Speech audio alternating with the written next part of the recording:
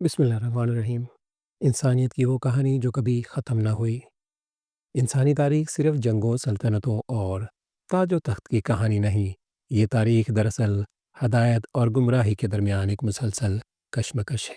اس زمین پر بے شمار بادشاہ آئے، کچھ نے دنیا کو بدلا، کچھ خود مٹ گئے، لیکن ان سب کے درمیان ایک ایسا سلسلہ ہے جو نہ کبھی رکا نہ ٹوٹا، نبوت کا سلسلہ۔ کہا جاتا ہے کہ اللہ نے انسانوں کی رہنمائی کے لیے 1,24,000 انبیاء بھیجے۔ ہر بستی، ہر قوم، ہر زمانے میں کوئی نہ کوئی اللہ کا پیغام لے کر آیا، لیکن قرآن مجید میں صرف 25 انبیاء کا ذکر ہے۔ یہ کوئی اتفاق نہیں، یہ وہ نام ہے جن کی زندگیاں پوری انسانیت کے لیے رستہ بن گئیں۔ تو آئیے وقت کی دھول ہٹا کر اس کہانی کو پھر سے زندہ کرتے ہیں۔ آغاز جب انسان زمین پر نہیں تھا۔ ایک وقت تھا جب زمین خاموش تھی، نہ شہر، نہ آوازیں، یا شاید جنات، بے قابو سرگوشیاں۔ اسی لمحے اللہ نے فرشتوں سے فرمایا، میں زمین پر اپنا نائب بنانے والا ہوں۔ یوں حضرت آدم علیہ السلام وجود میں آئے، علم کے ساتھ، عقل کے ساتھ اور ذمہ داری کے ساتھ۔ جنت ان کا گھر بنی اور تنہائی ختم کرنے کے لیے حضرت حوا علیہ السلام کو پیدا کیا گیا۔ سب کچھ حلال تھا، مگر ایک درخت جس سے دور رہنے کا حکم تھا، وہیں سے وسوسے نے جنم لیا۔ شیطان نے طاقت نہیں آزمائی بلکہ لفظوں کا جال بچھایا۔ غلطی ہو گئی مگر ضد نہیں آئی۔ آنکھوں سے آنسو بہے اور زبان سے وہ الفاظ نکلے جو آج بھی ہمیں بچاتے ہیں، اے ہمارے رب، ہم نے اپنے آپ پر ظلم کیا۔ یہ تھی انسان کی پہلی توبہ اور اللہ نے اسے قبول فرمایا۔ مگر اب زمین انسان کا امتحان گاہ بن چکی ہے۔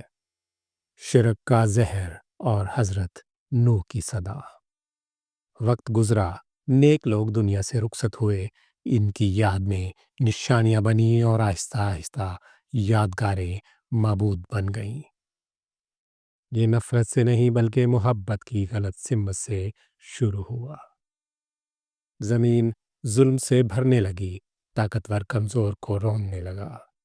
تب اللہ نے حضرت نوح علیہ السلام کو بھیجا، انہوں نے صدیوں تک پکارا، اللہ کی طرف لوٹ آؤ، مگر جواب میں تمسخر، پتھر اور انکار ملا۔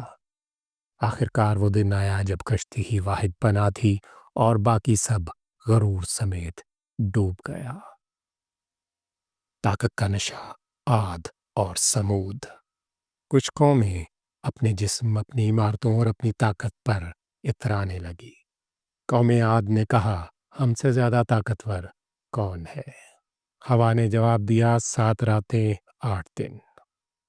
قوم سمود نے پہاڑوں کو گھر بنایا اور اونگنی کا معجزہ دیکھا، پھر بھی انکار کیا۔ ایک آواز اور سب ختم۔ حضرت ابراہیم علیہ السلام، اکیلا مگر مضبوط۔ ایک نوجوان جس نے باپ، قوم اور بادشاہ سب کے خلاف سوال اٹھایا۔ بت ٹوٹے، آگ بھڑکی، مگر آگ کو بھی حکم ملا، ٹھنڈی ہو جا۔ یہ وہ انسان تھا جس کی نسل سے انبیاء علیہ السلام کی روشنیاں پھوٹیں۔ کنویں سے تخت تک حضرت یوسف علیہ السلام۔ حسد، سازش، غلامی، قید، سب کچھ دیکھا مگر زبان پر شکوہ نہیں آیا، اور جب اختیار ملا تو بدلہ نہیں دیا، کہا آج تم پر کوئی گرفت نہیں۔ لاٹھی، سمندر اور فرعون نے خدائی کا دعویٰ کیا، موسیٰ علیہ السلام نے اللہ کا نام لیا، لاٹھی اژدہا بنی، سمندر راستہ بنا، غرور پانی میں دفن ہو گیا۔ شکر گزار بادشاہ داؤد علیہ السلام۔ اقتدار ملا مگر دل جھکا رہا۔